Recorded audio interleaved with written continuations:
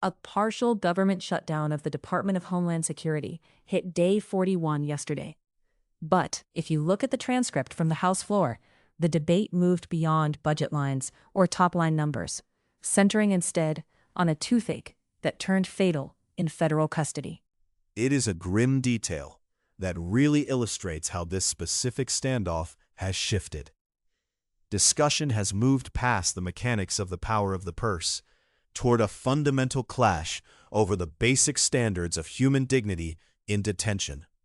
And meanwhile, the actual employees of DHS haven't seen a full paycheck since before Valentine's Day. That is exactly right. Yesterday, March 26th, the record shows a Congress deeply at odds with itself. The House managed to pass a funding bill, but the rhetoric suggests we are nowhere near a final resolution. And I'm Reed. This is Floor Notes. Let's start with the timeline, because the institutional weight of this is starting to get heavy. The Department of Homeland Security has been in a funding lapse since February 14th. To put that in perspective, this is now the longest partial DHS shutdown in U.S. history. Think of it like a game of high-stakes chicken, where both drivers think they have the right of way. Republican Representative Tom Cole of Oklahoma, the chairman of the Appropriations Committee, noted that DHS has been comprehensively shut down for close to 50% of the fiscal year. That is nearly 100 days of total dysfunction if you count the previous lapses. The House did take action yesterday.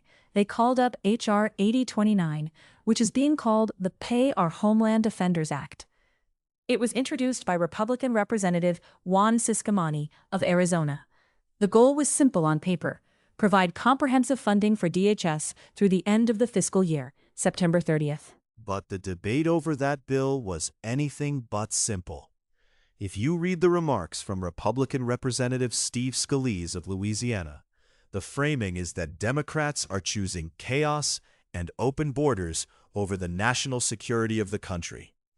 He pointed to the fact that TSA agents are sleeping in their cars and relying on food banks because they've gone 49% of this year without a paycheck. And Scalise actually used a quote from Democratic leader Hakeem Jeffries of New York against him. He read a 2015 quote where Jeffries said that failing to fund DHS was an act of legislative malpractice. Scalise essentially asked, where is that version of the Democratic leader today? It's a classic Hill move, using a colleague's past words as a mirror. But the Democratic response, led by Representative Rosa DeLauro of Connecticut, was that this bill is political theater and doomed. Her argument is that the administration actually has a $10 billion slush fund they could use to pay TSA screeners right now if they wanted to. But they're choosing to use those workers as a cudgel for political leverage. DeLauro's counter-proposal, H.R. 7481, is where the real policy rift sits. She wants to split the funding. She's saying, let's pay the TSA, FEMA, and the Coast Guard today, agencies we all agree on, and keep ICE and CBP separate so we can negotiate on oversight. Right, and that oversight piece is the sticking point. Democrats are refusing to give what they call a blank check to ICE without legally binding changes. We're talking about things like mandatory body-worn cameras, ending the use of masks by agents, and protecting sensitive locations like schools and churches from enforcement actions. Which brings us to the most intense part of yesterday's session. The debate over ICE funding is no longer theoretical because of what happened at the Florence Correctional Center in Arizona. The transcript shows that the humanitarian crisis inside detention facilities has become the primary anchor for why this deadlock is so hard to break. The name that kept coming up was Emmanuel Damas. He was a 56-year-old Haitian asylum seeker. Democratic Representative Ayanna Pressley of Massachusetts gave a very somber speech about him.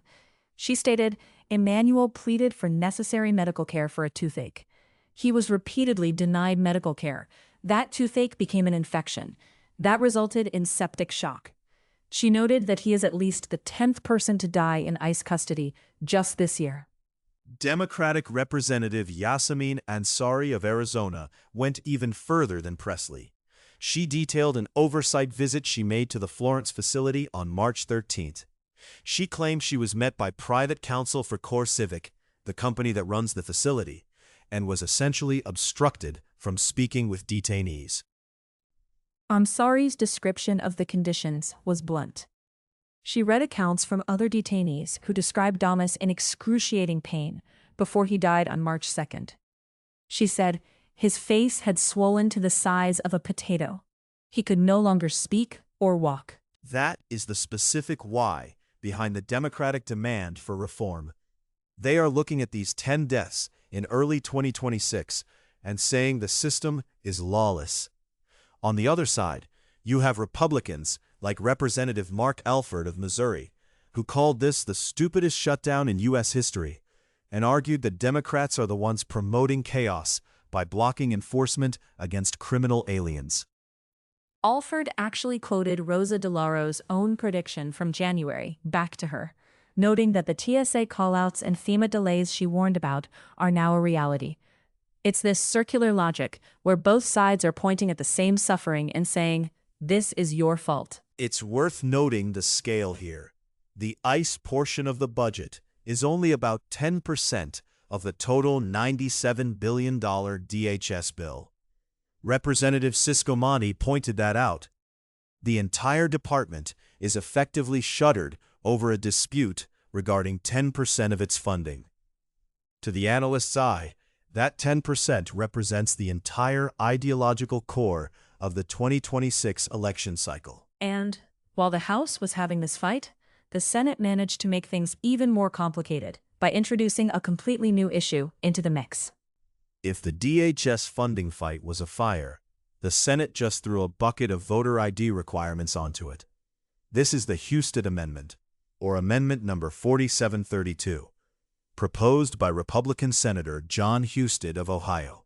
Husted, who previously served as Ohio's Secretary of State, framed this as a clean voter ID requirement. He challenged Democrats to vote on a simple rule: show a photo ID at the polls, driver's license, passport, military ID, or tribal ID. But in the Senate, clean is usually in the eye of the beholder. Democratic Senator Alex Padilla of California was quick to call this a Trojan horse for voter suppression. He argued that it would actually block common forms of ID, like student IDs or tribal IDs without expiration dates. But his biggest concern was what it would do to mail-in voting. Padilla pointed out that under this amendment, the 48 million people who vote by mail would have to include a physical photocopy of their ID with their ballot. He asked how many people have a copy machine at home, and warned that this would effectively kill ballot secrecy, as election officials would have to open the envelope and see the ID next to the vote. Senator Chuck Schumer of New York was even more aggressive. He called the amendment a wolf in sheep's clothing and a cover-up for the Save America Act, which Democrats claim would kick 20 million people off the voter rolls. He noted that the Heritage Foundation only found 77 cases of non-citizen voting in 24 years, and argued that upending the entire system for that is absurd. The result in the Senate was another stalemate. The cloture vote on the Husted Amendment failed 53 to 47. That's the magic number we keep seeing. 53 votes in favor, which is a majority, but well short of the 60 needed to break a filibuster. It's a perfect microcosm of the 119th Congress. You have 53 senators who want to move forward on a Republican priority, and 47 who can effectively stop the entire train.